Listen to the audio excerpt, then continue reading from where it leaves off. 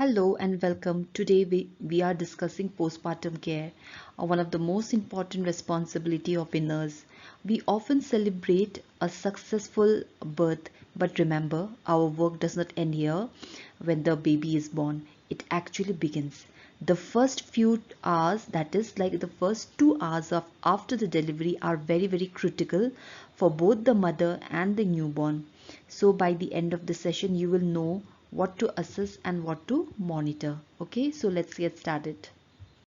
So let's begin with immediate postpartum care. Okay, so immediate postpartum care begins with soon after the delivery of the birth till the till two hours. Okay, and here the mother will still be in the labor room. Okay, she will not be shifted to the ward.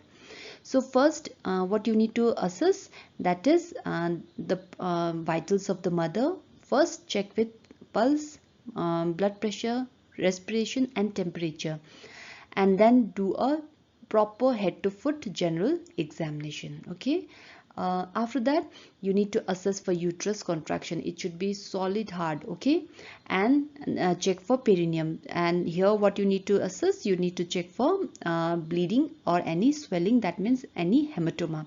If you have done an episiotomy, if you have not sutured it well, so there are chances that it can form a hematoma, or there can be a small injury from where the bleeding is happening, so there can be a hematoma and it is extremely painful. Okay, so you need to assess for that as well.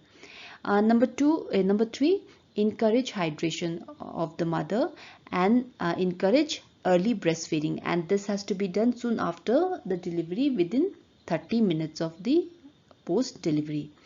And explain both the mother and the birth companion for any potential danger sign. Okay, and birth companion are the person who stays with the mother from who is with the mother from right from the beginning, which is from the time she has been admitted to the hospital, and will be staying till she is discharged. Okay, so they are the birth companion, so you need to explain any potential danger sign to them as well. Okay, and in a newborn you need to monitor for any for respiratory rate. It should not be shallow breathing and it should not be rapid breathing. Shallow breathing means it should not be less than 30 breath per hour, sorry, per minute, or and it should not be more than 60 breath per minute. Okay, you need to check for body temperature, skin color, and observe the newborn's cry and activity. So to remember this, just remember A, B, C and T. Okay, so A for activity of the baby, B for breathing, that means respiration, and then C for color, which is the baby's if the baby is yellowish or baby is cyanosid, so that you need to check. And then T is for temperature. Okay, and soon after the delivery the baby has to be inspected for congenital malformation, number 1, and check for any birth injury. Okay, number 3, encourage continuous breastfeeding and on-demand breastfeeding. Okay, and then educate both the mother and the birth companion for in providing KMC, kangaroo mother care.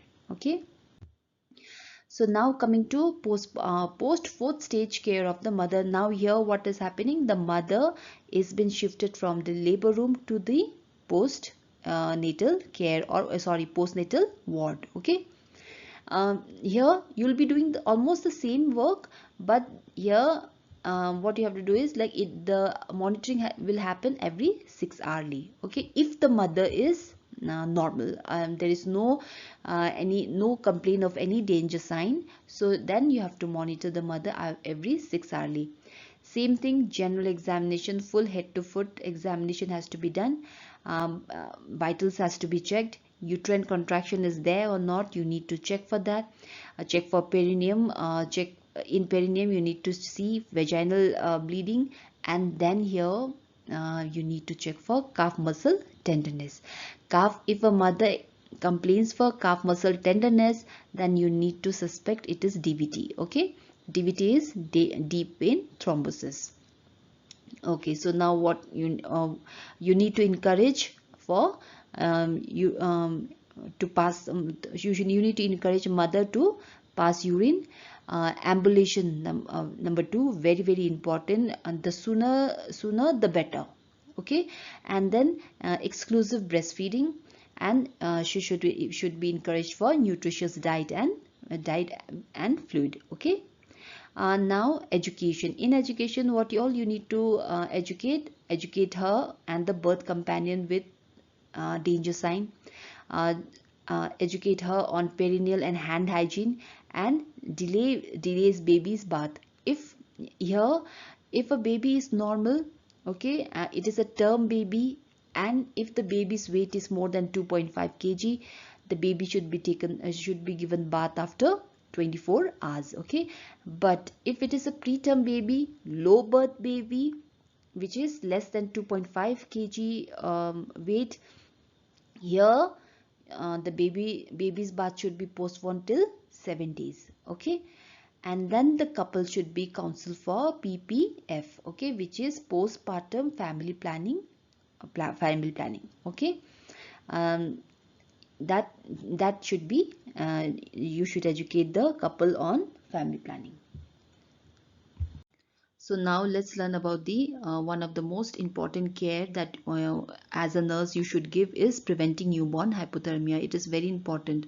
So first is make sure that your room temperature is maintained, and it should be kept, the room temperature should be between 25 to 28 degree Celsius. Okay, make sure that you regularly check the baby's temperature, and it should not be less than 36.5 degree Celsius. Okay, and make sure that the baby is early breastfed, especially as we discussed earlier also, that it should be breastfed within 30 minutes of delivery. Okay, be it cesarean or be it normal delivery.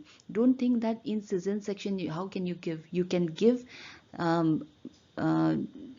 breastfeeding, or you can start breastfeeding soon after the delivery. Okay, and after that make sure that you immediately dry the baby. Once the baby is born or baby is delivered, you should wrap the baby in a dry towel. Okay, and then after that make skin to skin contact should be given. Okay, to all the babies, though it is said to be given to the low birth weight baby or preterm baby, but you can give even to the term baby as well.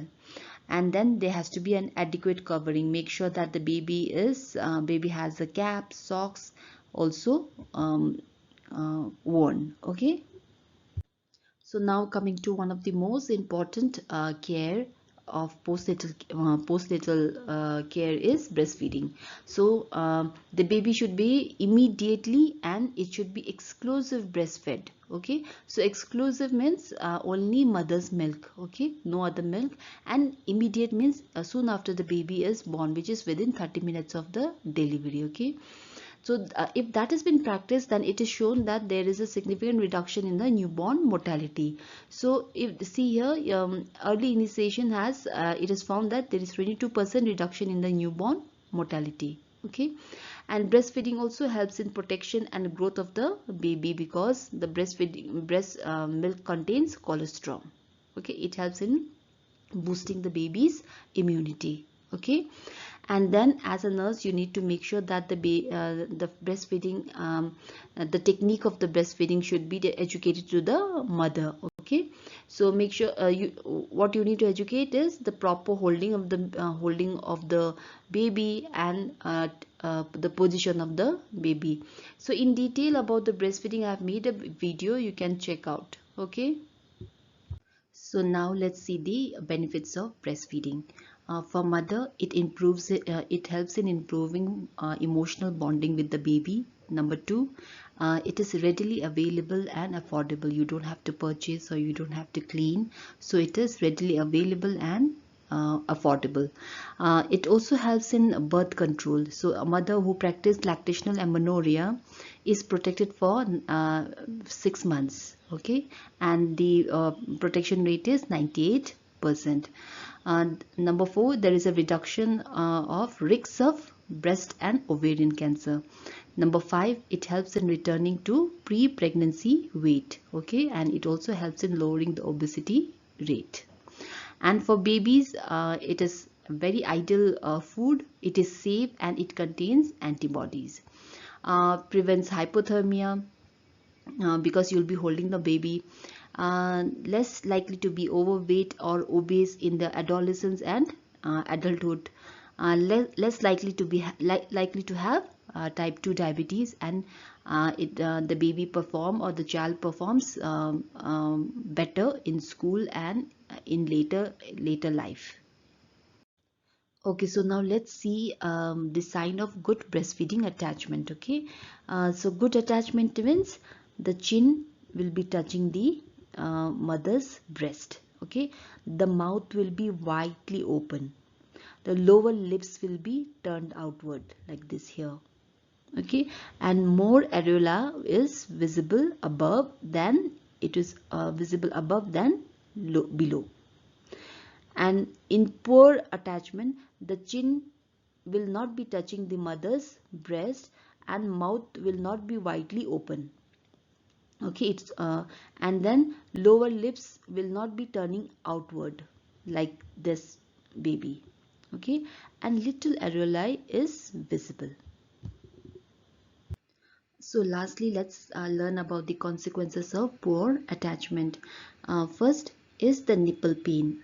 Okay, so if the baby is not latched properly on the breast, if the baby is sucking only the nipple but not being latched properly, then there is a chances of mother having dry nipple. So if there is a dry nipple, then it can damage the nipple, hence pain.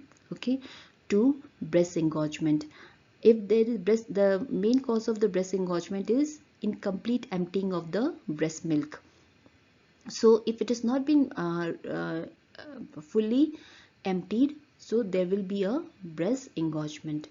Number 3, if it is not emptied properly, there can be a poor milk supply, because until unless you have not completely emptied, the milk production does not happen. So if that happens, baby can be unsatisfied, baby can be irritable, and the baby can have a poor weight gain.